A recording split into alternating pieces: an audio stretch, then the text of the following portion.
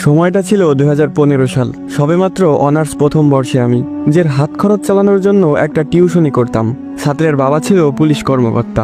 হঠাৎই তার ট্রান্সফার হয়ে যায় অন্য কোথাও, তাই তারা চলে যায় আর আমার হাত খরচের একমাত্র মাধ্যমটাও হারিয়ে যায়। তখন আমি অনেক খুঁজেও একটা টিউশনি জোগাড় করতে পারলাম না। তারপর একদিন রাতে আমার বন্ধু আবির কল করে বলল একটা টিউশনি আছে, ক্লাস 9-এর একটা মেয়েকে পড়াতে হবে। মেয়ের বাবা ইতালি থাকে, তাই বেতন নিয়ে কোনো চিন্তা নেই, বাড়িয়েই দিবে। কিন্তু শর্ত হলো সপ্তাহে 2 দিন পড়াতে যেতে হবে, ঠিক রাত 11টা থেকে 2টা পর্যন্ত। এমন শর্ত শুনে আমি সাথে সাথেই না বলে দেই, কারণ রাত 11টা থেকে পড়াতে যাওয়া আমার পক্ষে সম্ভব না।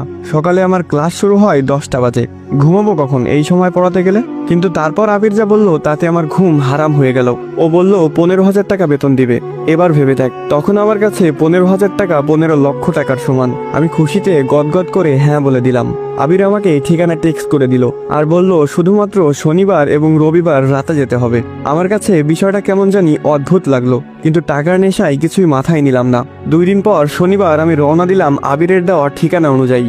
শহর থেকে অনেকটা বাইরে হিন্দুপাড়া নামের একটা গ্রাম আছে, সেখানে বেশিরভাগ বাসিন্দাই হিন্দু ধর্মের অনুসারী। আমি সেখানে গিয়ে একজনকে ঠিকানা দেখিয়ে বললাম, ভাই এই বাড়িটা কোন দিকে বলতে পারেন?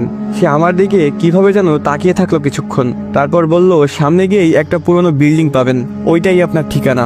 আমি সামনে হাঁটা শুরু করলাম।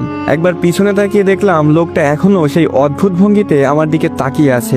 কেমন যেন একটু লাগছে আমার ভিতরে, মনটা সায় দিচ্ছে না যেতে।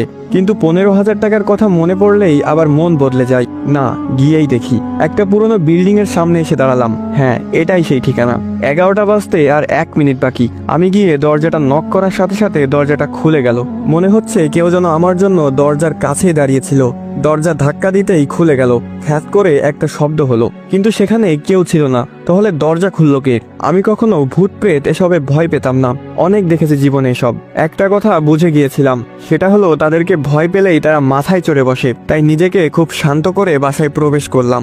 বাসার ভিতরটা কেমন যেন অন্যরকম দেখতে। প্রতিটা দেয়ালে আরবিতে কিছু লেখালেখি করা, অদ্ভুত অদ্ভুত ছোট পোকামাকড়ের দৃশ্য আঁকা। সবচেয়ে বড় কথা, বাসার ভিতরটা একদম নিস্তব্ধতায় ঘেরা, কোনো একটা ছোট শব্দ কানে আসছে না। একজন মধ্যবয়স্ক মহিলা একটা রুম থেকে হাসি মুখে বেরিয়ে এলেন। আমাকে বলল, তুমি নিশ্চয় গালিব, আবির তোমাকে পাঠিয়েছে। আমিও একগাল হেসে দিয়ে বললাম, জি আন্টি। তারপর আন্টি একটা রুম দেখিয়ে দিয়ে বলল, ওই রুমে যাও, রিশফা ওখানেই আছে। দেখো বাবা, ভালো মতো পড়াতে হবে, ও অনেক ফাঁকিবাজ। ও, তার মানে আমার ছাত্রীর নাম রিশফা? আমি বললাম, সেটা নিয়ে আপনি চিন্তা করবেন না আন্টি, আমি রিশফাকে ব্রিলিয়ান্ট স্টুডেন্ট বানিয়ে দিব। এই বলে রুমে গেলাম। দেখলাম রিশফা এক মনে খাতায় কি যেন অঙ্কন করছে। আমি গিয়ে হালকা কাশি দিতেই সে উঠে সালাম দিল। আমি সালামের উত্তর দিয়ে